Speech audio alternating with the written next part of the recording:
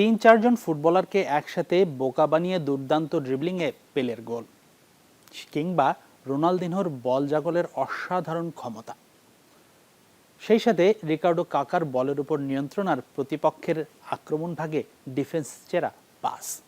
আর এই প্রত্যেকের সংমিশ্রণে কিছু কিছু গুণাবলী নিয়ে প্রাইমে থাকা নেইমার জুনিয়রের ফুটবল শৈলী তো সবার জানা।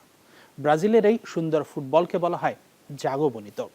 তবে বর্তমান প্রজন্মের যে খেলোয়াড়রা ব্রাজিল জাতীয় দলে খেলছেন তাদের মধ্যে নাকি এই জাগবনিত রক্তটা কমে গেছে বলে থাকেন সমালোচকরা।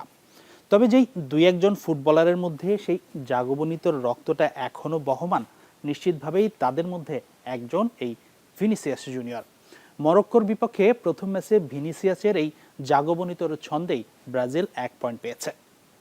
ব্রাজিল এবারের বিশ্বকাপে পথ চলায় কতদূর এগোবে তা অনেকাংশেই নির্ভর করছে এই ভিনির উপর।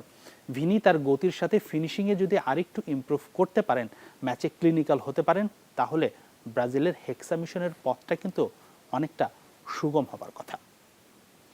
ভিনির আরেক সতীর্থ, তার মধ্যেও জাগবনিতর ছন্দ দেখা যায় হরহামেশায়।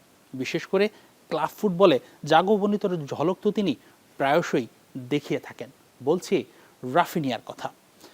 তবে জাতীয় দলে আউট অফ পজিশনে খেলা রাফিনিয়া হয়তো সেরাটা দিতে পারেন না এই কারণেই। কিন্তু কোচ কার্লো আনচেলত্তিও নাছোড়বান্দা। মরক্কোর বিপক্ষে ভিন্ন 3টি পজিশনে রাফিনিয়াকে খেলিয়েছেন। শুরুতেই ফলস 10, এরপরে রাইট উইঙ্গার, আবার কুনিয়া মাঠে নামার পর ফলস 9 হিসেবে খেলেছেন এই রাফিনিয়া। সবকিছু মিলিয়ে ভিনিসিয়াসের পাশাপাশি রাফিনিয়ার কাছ থেকেও যদি ডন কার্লো সেরাটা আদায় করে নিতে পারে, তাহলে কিন্তু ব্রাজিল হেক্সা জয়ের মিশনে যেতে পারে অনেক দূরই, তাই নয় কি? হাসিনুর রহমান, যমুনা স্পোর্টস।